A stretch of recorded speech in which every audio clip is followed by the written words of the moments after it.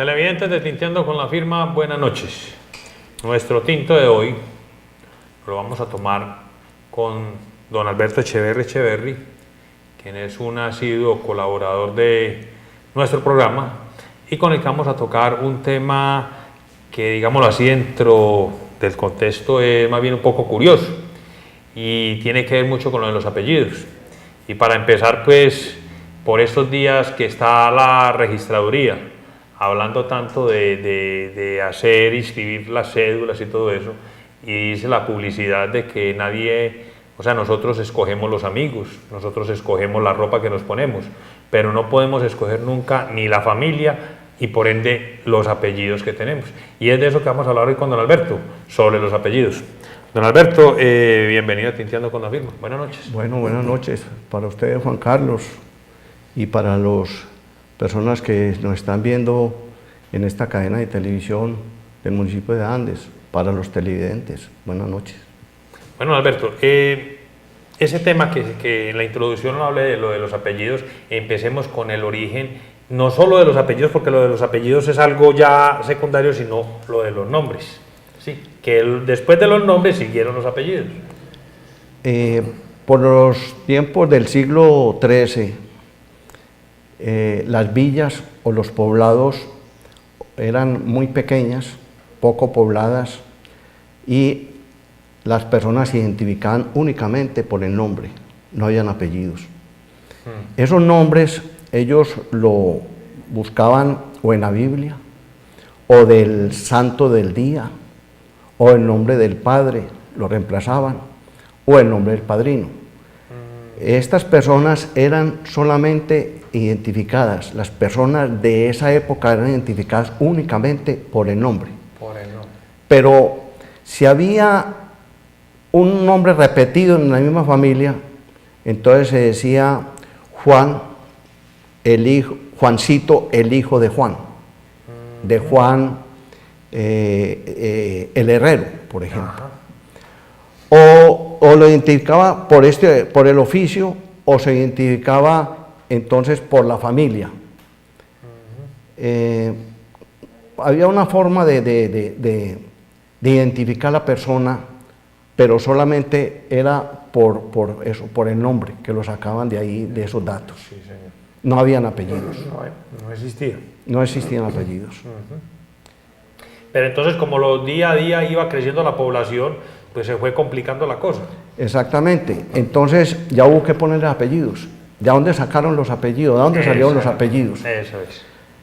Los apellidos nacen entonces como referencia del lugar donde se vivía o del oficio del padre o del abuelo. Anteriormente no habían registros, no habían libros, la iglesia no llevaba ningún tipo de libros.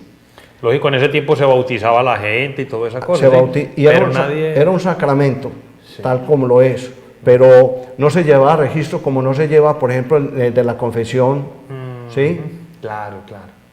Entonces, sí, a raíz de la división del mundo cristiano por los protestantes, nace entonces el Concilio de Trento, donde la iglesia tuvo una reforma, una contrarreforma, y exigió que la iglesia llevara esos respectivos registros de nacimientos, de bautismo, lógicamente, sí, de matrimonio y acta de defunción, y que esos libros se guardaran por siempre jamás, no se podían destruir, sí, y los tienen que conservar.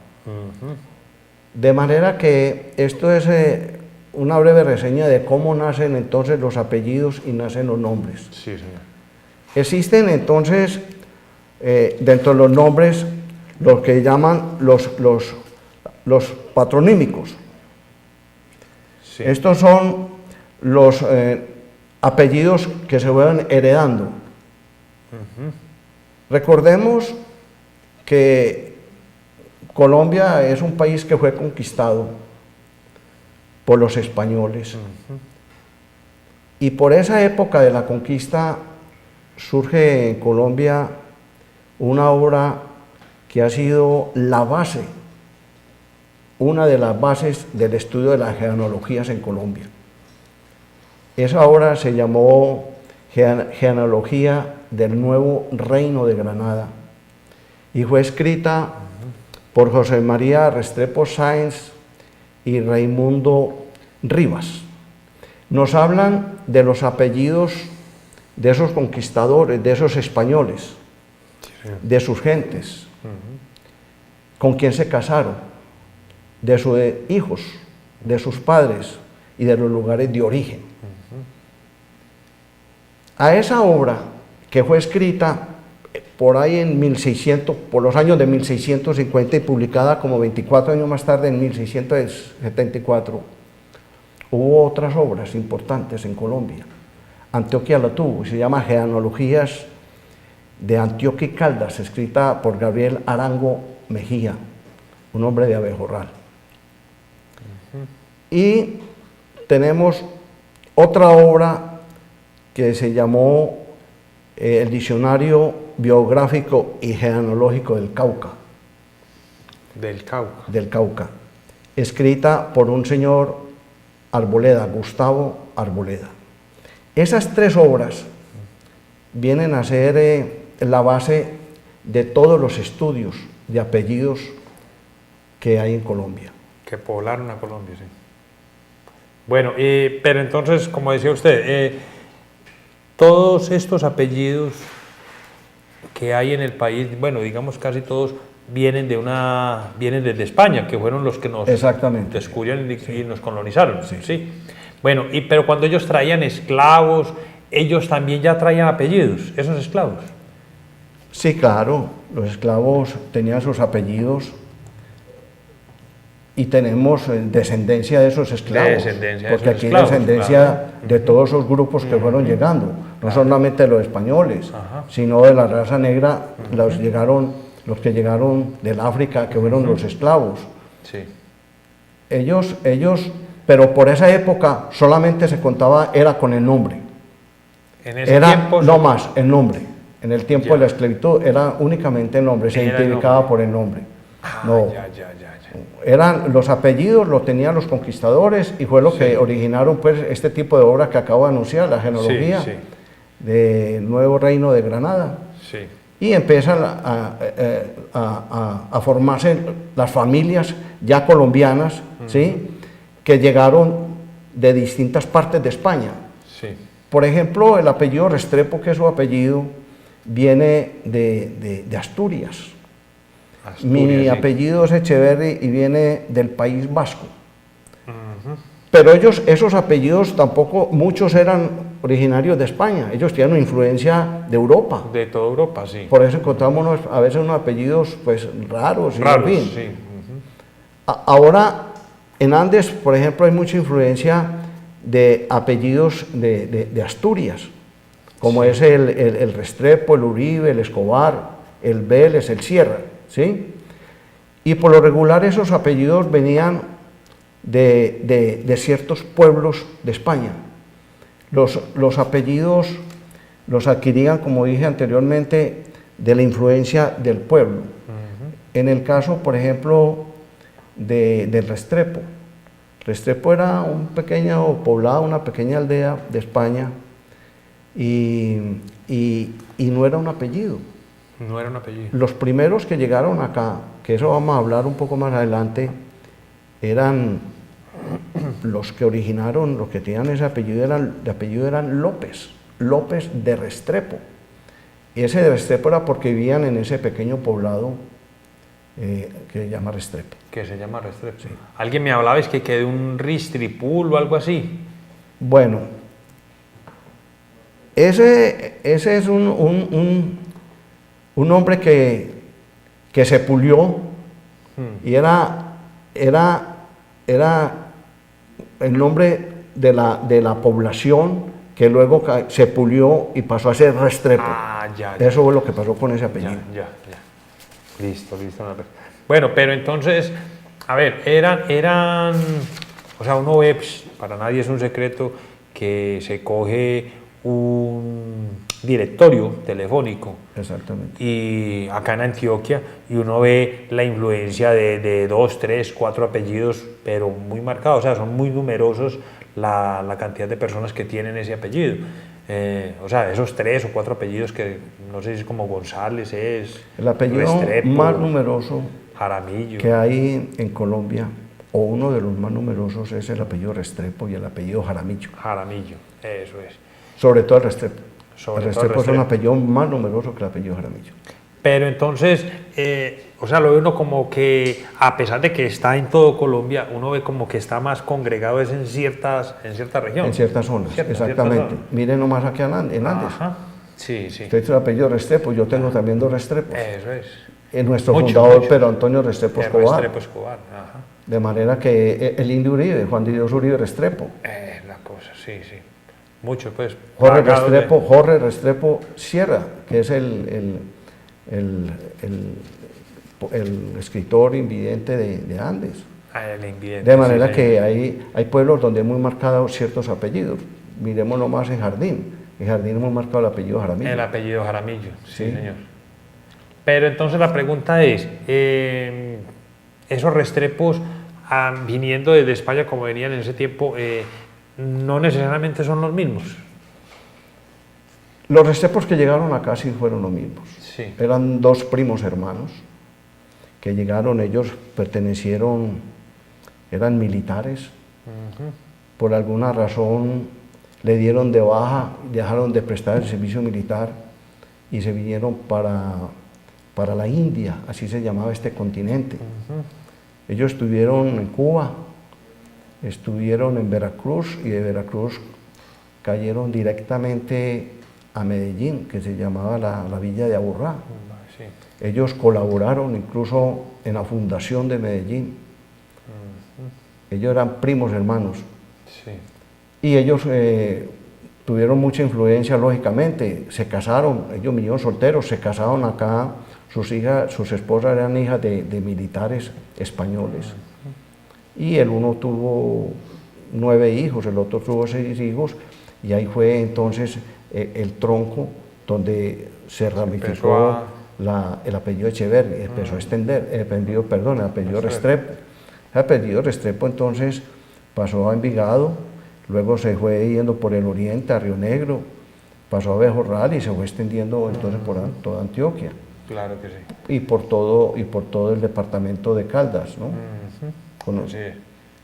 Bueno, Alberto, pero entonces, así como la gente iba tomando esos apellidos, sí, se decía que de poblaciones o de cosas, que hay curiosidad hay sobre esos apellidos, porque yo encuentro pues como anécdota que usted sabe que los muchachos no dejan de ser canzones. Sí. Y me contaban una anécdota de unos muchachos que estaban en el salón, llegó la profesora nueva, se presentó y les dijo, yo me llamo fulana de tal, y el apellido era Bocanegra. Así. Y todos largaron la carcajada. Sí, la pregunta es, ¿por qué esos apellidos? O sea, que en otra parte pueden ser muy comunes, para otras personas puede ser algo jocoso. Sí, exactamente. Sí. Tiene esa genealogía de esos apellidos, ¿de dónde los toman? ¿Cómo es eso? Pues a veces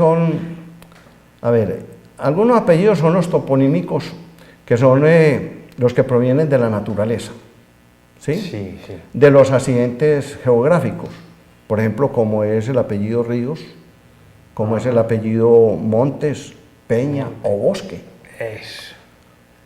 Hay otros que se toman de las edificaciones o parte de ellas, como es el apellido Torres, el apellido Palacio, el apellido Iglesias. Casas. O casas. Otros lo toman de las ciudades, como son apellido Calle, Carrera. Bueno, otro de los mismos animales. Sí, Hay apellido Toro. Toro, Hay vaca. apellido Vaca, hay apellido Becerra, Gallo, Cuervo, sí. Conejo. Otro de los colores, rojas, pardo. Hay rojo también. De la dignidad, de la misma dignidad, del rey, Sí. de la reina, el varón, caballero. Sí. De los oficios, por ejemplo, sastre, el pastor, escudero. Ujú. De los santos y de las iglesias. Por ejemplo, apellido Cruz, Ujú. Claro. apellido Abad, apellido Ángel. Sí, sí. Otro de la ciudad de los países, como Salamanca, como Valencia, Sí, señor. como León. Eso es. De manera Tremendo que esos desde- pertenecen a los apellidos toponímicos, que vienen entonces de la parte de la naturaleza. De la parte top. Entonces sí, había la familia Rojos. Entonces resulta que en esa parte había algo que sobresalía por rojo, o la naturaleza, Sí. o árboles. Ajá. Entonces el padre le decía al hijo, vaya donde don Pedro, allá en el Rojo. Eso. Como acá, por ejemplo, acá hay una Claro. finca que se llama el Rojo, Es una vereda, sí. una vereda que se llama el Ajá. Rojo. Ujú. Y aquí hay personas que si nosotros decimos el apellido, pues nos queda difícil identificarlo. Claro, claro. En el caso suyo, si yo digo, necesito a Juan Carlos Restrepo, Mucha gente no lo conoce. no lo conoce, pero yo digo Juan Carlos La Firma, La Firma. entonces mire, verá, Claro. hay unas personas que se van identificando por el oficio Sí, señor. o por un defecto, Esa es otra parte también. por sí, un señor. defecto. Ajá. De manera que entonces los apellidos, llegó un momento en que se fueron formando en una forma lenta Sí, señor. e imperceptible. Es decir, no nos dábamos cuenta cómo surgieron los apellidos. Sí, señor. Sí. Y en un momento dado ya las personas tenían lógicamente su nombre dado por la fecha de nacimiento, como dije, o por reemplazar al padrino o al padre, y tenían entonces el apellido, incluso más, el apellido se acostumbraba mucho el apellido materno, Ujú. acompañado de lugar de origen. Sí, señor. Y usted en una familia de 8 hijos podía encontrar apellidos distintos. Apellidos distintos en una misma. En O una sea, mi- entre hermanos. Entre hermanos, apellidos distintos. No me digas, sí. Porque Y- eran tomadas a capricho, de una forma caprichosa. Ya, ya. Por eso entonces hubo el surgimiento de la misma iglesia, De ordenar las cosas. de ordenar y decirle, bueno, ustedes se van a bautizar, identifique su nombre y su apellido. Y empezó a organizar un poco las genealogías. Sí, señor. O sea, prácticamente a raíz de esa división, digámoslo así, que hubo entre los cristianos, fue que se formó la genealogía, digámoslo así. Se formó la genealogía y se organizaron las familias, Y los se- grupos eso. familiares, donde ya Sí, señor. la persona debía, para identificar al católico, Eso más que todo era para identificar a los católicos. católicos. O sea, la iglesia lo sugirió para eso. exactamente, y entonces ya iba el niño con su nombre, ya con su apellido, ya había un orden, ya no habían varios apellidos dentro de ese grupo familiar, sino un solo apellido. Un solo apellido, Sí. sí. Y lo- De ahí que la genealogía, como lo hizo usted, es ascendente y descendente. Exactamente, las genealogías, en la formación de la genealogía se busca mucho el tronco familiar, se busca mucho quiénes están por encima en la forma ascendente, como quien dice el padre, el abuelo, el bisabuelo, el tatarabuelo y el trastatarabuelo, y en la forma descendente el Descendente. hijo, el nieto, Nieto, el bisnieto, bisnieto. el tataranieto, trastaranieto y los chósonos. Los De manera que en esa forma se va componiendo el árbol genealógico, pero hay también ramas laterales que son entonces los sobrinos, Claro. los hijastros, Sí, sí, sí. los tíos, tías y todo aquello que se va presentando ya en una forma consanguínea, Sí, sí. pero lateral. Porque también lateralmente hay miembros que son afines, como los cuñados. Por ejemplo. Claro, claro, claro. Así se va formando un árbol genealógico y Colombia tiene el orgullo de tener una obra, como lo mencionaba, de 1650, que llama Genealogías del Nuevo Reino de Granada, que identificaba en todos esos conquistadores. Y esta obra, con las otras que yo mencioné, entonces forman la base de todo el estudio genealógico que tenemos ahora. Juan Carlos, pero uno se pregunta, ¿y de dónde, nos podemos preguntar, y de dónde salieron todas esas investigaciones? Sí. Mire, cuando eran tan precarias las cosas, mire que no habían libros, que no habían registros. Es la cosa, sí. O registros, pues ya sí lo había, porque el Concilio de Trento fue por allá por el siglo XIII. Pero ya, entonces no acá, o sea, acá en el Nuevo Reino de Granada, digamos, eso no existía. Eso fue llegando de pronto con el tiempo que fueron llegando los españoles ya a colonizar. Cuando los españoles había unos registros que los asumía el mismo gobierno y se guardaban en las bibliotecas y en los archivos del gobierno y en los monasterios. Sí había algo. Pero después del Concilio de Trento se organizó la casa. ¿Ese concilio fue en qué? Ese concilio fue por allá por el año de 1545. Siglo X. De manera que se organizaron en los grupos familiares, se identificaron las personas, sus apellidos, las familias, y entonces se fueron haciendo genealogías. Sí, señor, sí. Pero a pesar de que Colombia disfruta de una obra tan antigua como es la mencionada, sí. Había otra obra también paralela en América que fue escrita por un señor Obando y se llamó La Obandina. Esa obra hacía referencia solamente a las familias de Costa Rica. De manera que América solamente tenía en Costa Rica La Obandina de Mejía de Obando y tenía en Colombia la genealogía del Nuevo Reino de Granada, escritas por allá por 1540, algo así. Sí, sí. Bueno, ningún país ha tenido unas obras que se remonten a esos tiempos tan antiguos. O sea, solo en Colombia se ha visto. En Colombia y en Costa Rica con la Obandina. Sí. Y luego, ya por allá por 1900, en la primera o segunda década del siglo XX, nacieron otras genealogías, como son las genealogías de Ilmina. Un estudio que se hizo en la genealogía de Ilmina. Ilmina Chocó. Ilmina, no es Ilmina, es un pueblo de Caldas. Es un pueblo cafetero de Caldas. Sí. No es Ilmina, no.